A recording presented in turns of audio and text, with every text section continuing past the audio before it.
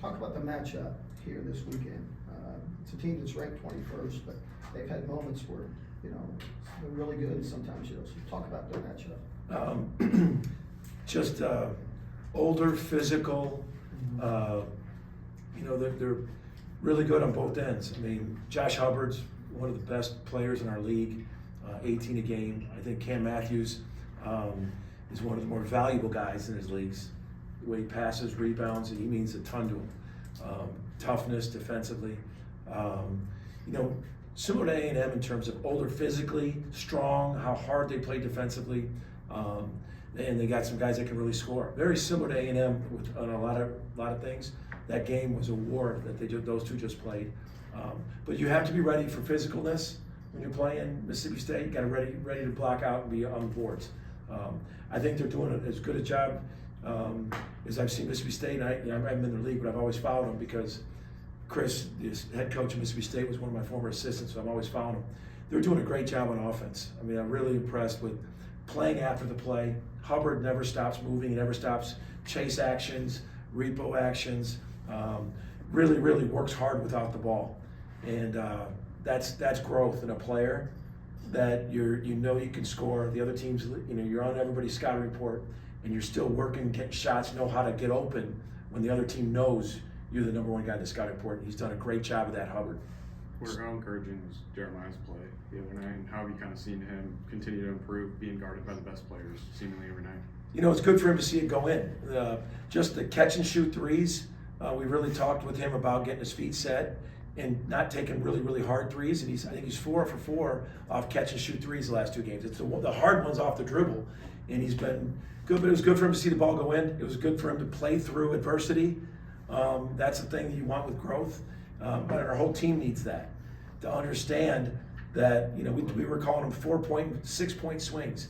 You make the wrong play or you have a turnover where you could have had a layup and you come down and you give up something. Those are like 5-point swings, and in this run we've had a bunch of them go against us that we got to be better at.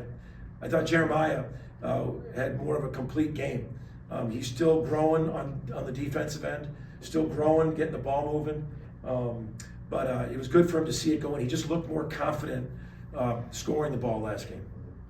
Kind of on the flip side of that, I know Jalen's been so important to you guys on both ends of the floor, but offensively, when it's been a tough couple games for him, what's important for him to kind of get back to where he's been most of the year? Just getting his mind and his confidence. The thing with Jalen is he wants to win so bad. He remembers being the last one out when for 4 months they said we were in, or 3 months, and he wants it so bad.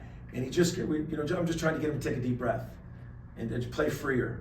Instead of, you can tell when he's in the missing shots, but you couldn't ask for somebody like when he's got his mind right, and his enthusiasm and his energy. When he's got his energy right, his game's usually right. And we just got to get his mind and his energy right. He means so much to us. He's had so many big games.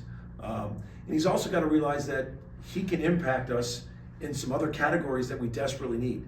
Leadership. Leadership when a run's going against us. He's one of the older guys. He's been here for 2 years. Rebounding. Defense.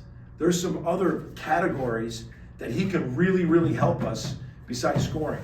And that's also continue to coaching him up on that. Like, man, when you're defensively going great, you're rebounding, you're running the floor, your leadership, hugging guys up, at a dead ball. We really desperately need that leadership from some of the older guys when adversity hits in a game. Right, you mentioned his leadership would just help. Maybe tough the last few games have been. You go into a game like this tomorrow. Just how important is it for a guy like him to set the tone coming into a game like this? Well, we put him in a lot of positions this last couple of days, and especially today, of late game stuff for him. Or he gets it and makes the right play out of the pass. Just where everyone feels comfortable. Spent just a very large amount of time on just confident.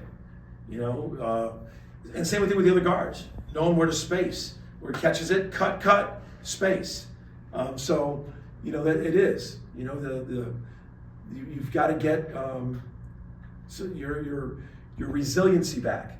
See, I think what happens in life and in sports, when you go through a run of losing some games, when you go through some hard things in your life, you lose a little bit of your resiliency.